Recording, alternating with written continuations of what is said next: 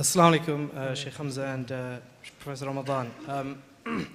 My question is addressed to both of you. You've both spoken of this notion in Islam of a thawabet, of constants or immutables within the Islamic tradition. How do both of you respond to those within the tradition and without the tradition who flag these thawabet up, some of these immutables, as concepts, as parts of the tradition which are incompatible with Western liberal democracies?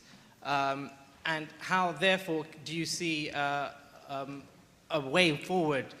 You know, because ultimately, I mean, oftentimes Islamic reform is seen as a means to further integration. Okay, and these are often flagged up, but from both sides of the divide, as impediments to achieving this goal. Well, I mean, I would say that, first of all, the area that's problematic is what's known as ahkam al-sultaniyya, which are the governmental categories and penal code. And that's where the real problem lies. There are issues about, I think, sexual morality, homosexuality, and also women's rights that are seen as problematic. The inheritance laws in the Quran are one of the few times when the Quran is very explicit about who gets what. And that's difficult, although there are some arguments even in juristic preference that some of the usuli scholars have made of late, arguing, you know, other types of distribution, you know, that is not incongruous with what the Quran says. But I would say that, you know, the Prophet ﷺ stated very clearly that the tradition, the political tradition of his faith would dissipate very rapidly after 30 years.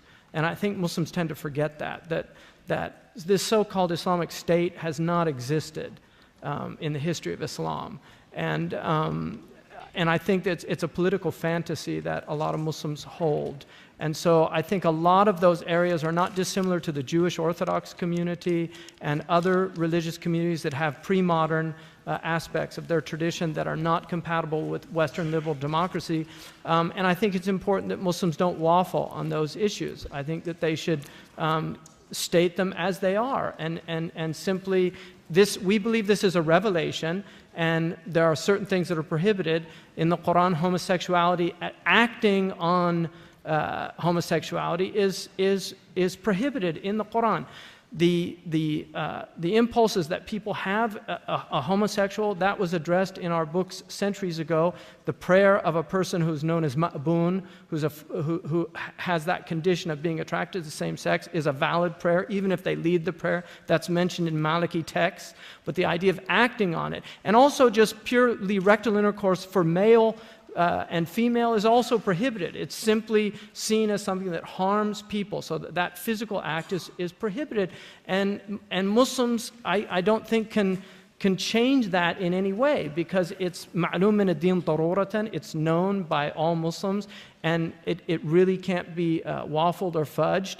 On the other hand, I think it's important to humanize people and not to dehumanize people, and I think that the types of attitudes that a lot of Muslims have are incompatible with the spirit of mercy and of rahmah. And the other thing which is important is that people outside of the faith of Islam, according to the opinion that I was taught and that I hold, are not in any way obliged to follow the details of the Islamic law. So what is prohibited for us is not necessarily prohibited for them if they don't accept Islam as a tradition.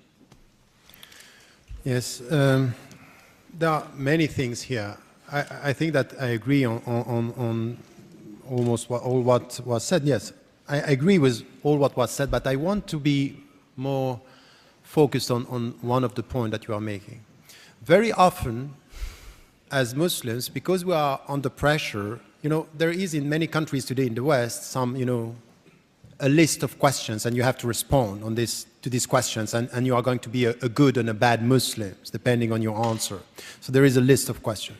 And the point is that even with some of our texts, when we come to something which is not dealing with the text, but an intrinsic discussion from within, that we have to consider, you know, some of the texts that are قطع الثبوت وقطع الدلالة, meaning that there is no discussion about the authenticity and no discussion about the substance and the meaning.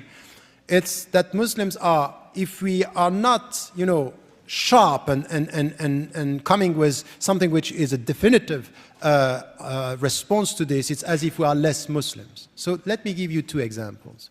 There is one thing which is quite important, is that we have clear-cut texts and they have to be implemented, but sometimes the context within which you live needs to be taken into account to know what you are going to do with this. When, for example, with Muslims, you should know this. Half of the Muslim organizations in this country stopped to invite me when I was calling for a moratorium on the hudud.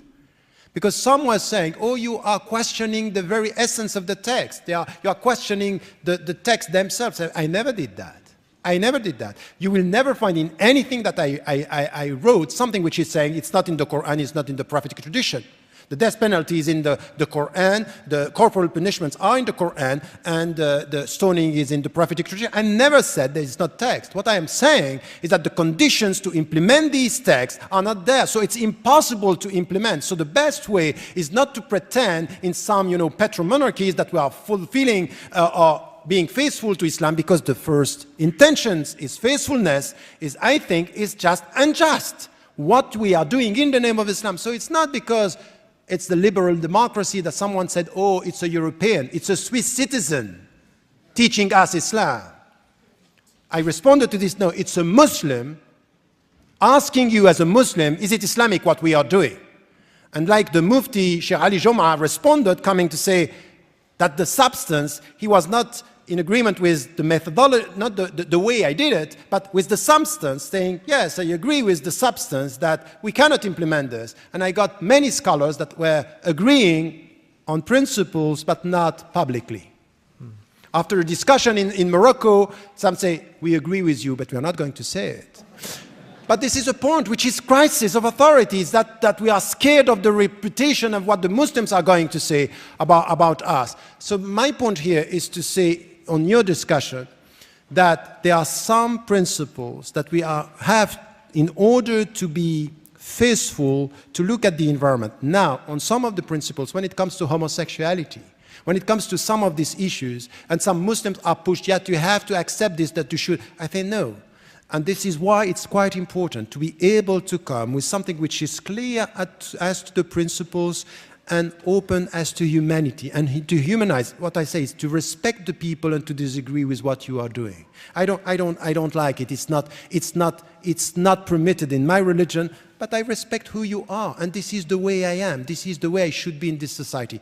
So the Muslims are so much on the defensive that this attitude is sometimes perceived as, oh, you are betraying the very essence of the religion. And I would say exactly the opposite. Is the very essence of the religion that we are protecting by being clear on the principles and open in what are the relationships that we have with people.